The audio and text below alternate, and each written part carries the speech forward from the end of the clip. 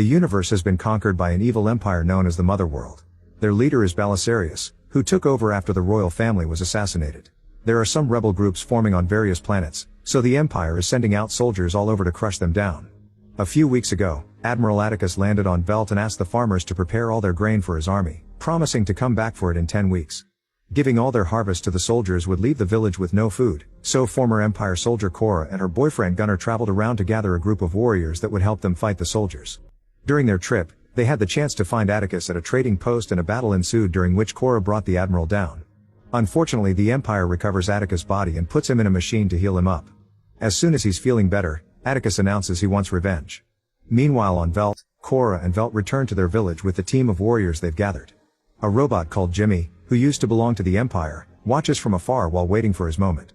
Former soldier Aris has also betrayed the Empire, so when his commander calls to check on the harvest progress, Aris pretends his team is fine and working when actually Kora killed them all. Aris is on the village's side now and informs the others that the Empire will be arriving in 5 days. General Titus gathers all the villagers and the team to offer an empowering speech. He has an idea: since the grain is so important for the soldiers, they'll use it as protection for their houses. That way the Empire can't bomb the village without destroying the loot in the process. Titus also announces the warriors will train the villagers in the art of military warfare so they can stand their ground when the time comes. Afterward, Gunnar and Kora meet in private and finally have their first time together. Once they're done, Kora shares why she's a wanted criminal. Kora is Belisarius' adopted daughter and she used to work for the Empire. She was such a great soldier that she eventually became the prince's bodyguard.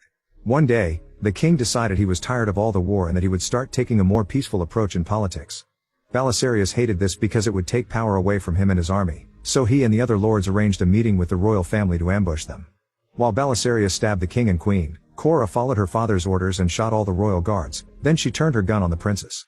She hesitated to kill such a young girl, who looked at Kora in the eye and said, "I forgive you." At that moment Belisarius yelled at Kora to make her react and Kora fired her gun, killing the princess. However, instead of being grateful for Kora's help, Belisarius used her as a scapegoat and announced she killed the whole royal family, ordering other soldiers to arrest her. Devastated by this betrayal, Kora shot her teammates to break free, but she couldn't bring herself to shoot her own father. Instead she ran away, changed her name, and hid in the Velt farm while pretending to be a regular war orphan.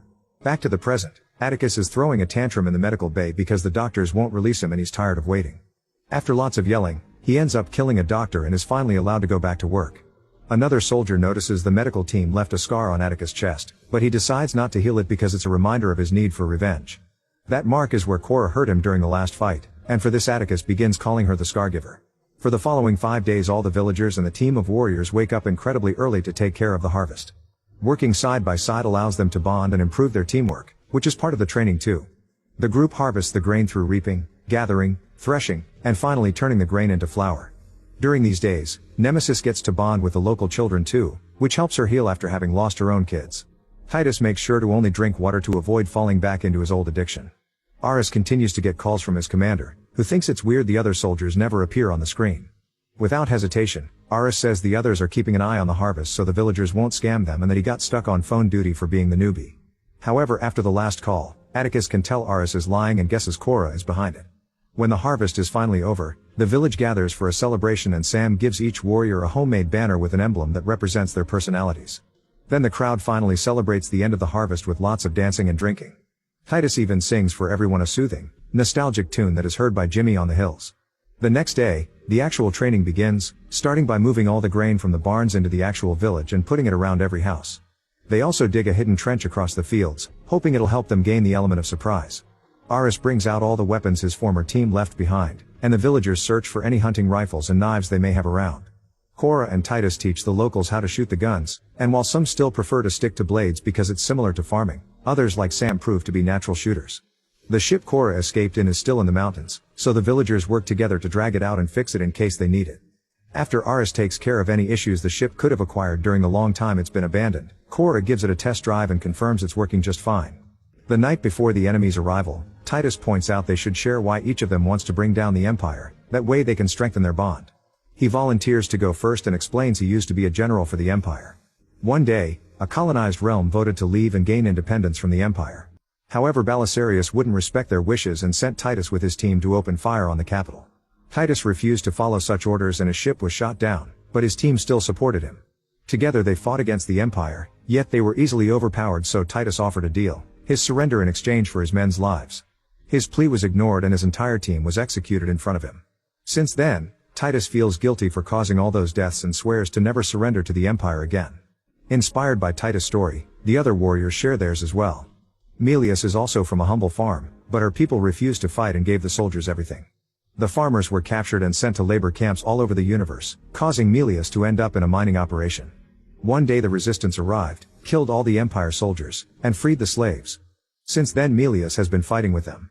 Next, Nemesis shares that she comes from a small fishing village which was unfortunately destroyed by the Empire. All the locals were slaughtered and Nemesis had to watch her family die. After a terrible breakdown, Nemesis was hungry for revenge, so she searched for the hidden weapons that the village kept from the old days when they weren't pacifists. She had never spilled blood before, so she used the molten metal blades to start with her own. This was part of an ancient rite of passage that allowed her to replace her arms with mechanical gauntlets. When it's Tarek's turn, he confesses he used to be the prince of his planet. His father the king tried presenting his own terms to the Empire, who answered by sending back his body and promising an invasion. Soon the enemy ships appeared on Tarek's home and destroyed the entire place without hesitation. His mother the queen couldn't take it and Tarek had to watch herself delete. Tarek escaped by hiding in a refugee transport, hoping to preserve his bloodline in the future. After everyone is done sharing, Titus asks Kora for her own story, but she only says she's a war orphan and that she also used to be an Empire soldier. Titus gets suspicious when she doesn't add more, but he doesn't press. The next morning, Kora gets on her ship and flies to the mountains, where she crosses a waterfall to enter a cave and meet with Jimmy. They bond over the fact they both used to work for the Empire and now have found a new purpose in protecting the innocent. However, Jimmy thinks their chances of winning the battle are low. In the village, the locals finish hiding a bunch of bombs in the trench just in time for the arrival of the enemy ships. As everyone rushes to their positions, Atticus and their men use a radar to investigate the situation. They discover the grain is being used as a shield so they can't open fire, but they also notice all the women and children are being kept in the longhouse. Atticus announces he'll pretend to negotiate with Kora while sending men there. Soon a bunch of smaller ships land on Velt and Atticus meets with Kora, who offers the soldiers to take the grain and leave without a fight so they can avoid a bloodshed. However, Atticus wants a bigger reward now, thus he explains his men are already surrounding the longhouse. He won't open fire if Kora agrees to go with him. Wanting to protect the locals, Kora signals her friends to step back and agrees to leave with Atticus. First she says goodbye to Gunnar, who refuses to lose her and steals her gun to shoot at the town bell, which is the signal to start the battle. The fighters come out of hiding and immediately open fire, blowing up an enemy ship and forcing the soldiers to scatter. This pushes Gunnar and Kora in the water, a chance they use to escape on a mount for an alternate plan. The explosion gives the villagers the upper hand and soon Empire soldiers are falling all over the place. Furious, Atticus jumps into the trenches and starts killing villagers up close to try to disturb their organization. Some surviving soldiers try to escape in their ships, but the villagers throw bombs at them to quickly bring them down. In the longhouse, the soldiers burst in and Nemesis fights them with her blades while Aris and Sam provide backup with their guns. Nemesis is an amazing warrior and she manages to bring down several soldiers on her own, but they just keep coming. Eventually Atticus manages to leave the trenches, which he's been using as protection, and makes it to the ship near the longhouse. As he gets aboard, a villager jumps in and tries to kill him with his knife, however Atticus easily overpowers him with a few moves. After killing the man with his own blade, Atticus pushes the body off the ship. At the same time, Kora and Gunnar get on her old ship and use a smoke bomb to pretend it's been shot. Since it's an Empire ship, the enemy thinks they're soldiers and let them enter the main vessel. The duo hides their faces with Empire gear and pretend to be unconscious so they're taken to the infirmary. Back in the village, Titus and Tarek give their respective teams powerful speeches to inspire them to fight. They meet the soldiers without fear and launch a fearsome attack. In the longhouse, Nemesis continues to fight, however the numbers of enemies keep going up and soon her mechanical arm gets cut off. Sam is also overpowered and her gun destroyed, but before she can get killed, Aris jumps on the soldier to bring him down. Nemesis refuses to give up and keeps fighting with one hand, but she's soon knocked down and stabbed. Furious, one of the children comes out of hiding and stabs the soldier, who grabs the kid by the neck. This allows Nemesis to strike back and finally kill the last of the enemies in the longhouse. The child hugs Nemesis, who says goodbye and then dies. In the trenches, most of that team is dead so a villager activates the bombs to bring as many soldiers down as possible. Unfortunately the cavalry continues to pour in, making it difficult for Tarek's and Titus teams to defend the village no matter how hard they fight. Soon the soldiers bring multiple automatons, which open fire faster than any human can keep up with. While the villagers continue to open fire, Milia sneaks around in the smoke and kills a few soldiers with a blade. This allows her to come close enough to the automatons and shoot them in their weak areas to bring them down and give the villagers a chance. In the main vessel, Kora and Gunnar wait for the right moment to take out their weapons and kill all the soldiers that surround them. Then they share a kiss before taking different corridors to set up a bunch of bombs. Because of their uniforms, at first they move unnoticed, but soon a soldier finds Kora in the power core room. She immediately shoots him and jumps into the lower floor, where she continues to fight any guard that gets in her way. One of the soldiers sends a message about this attack, and Atticus gets happy that Kora is technically captured. Since she's his ticket to success, he orders his men to open fire on the village, not caring about the grain or the soldiers they may lose in the process. In the village, another automaton arrives with even more soldiers, and the locals are starting to lose hope. Suddenly Jimmy appears on the battlefield and starts moving at an outstanding speed. He kills a bunch of enemies and gets inside the automaton to blow it up, which gives the villagers a fighting chance again. Back in the vessel, Gunnar is waiting for Kora to escape. However, Kora keeps on encountering enemies and can't stop fighting every 2 steps.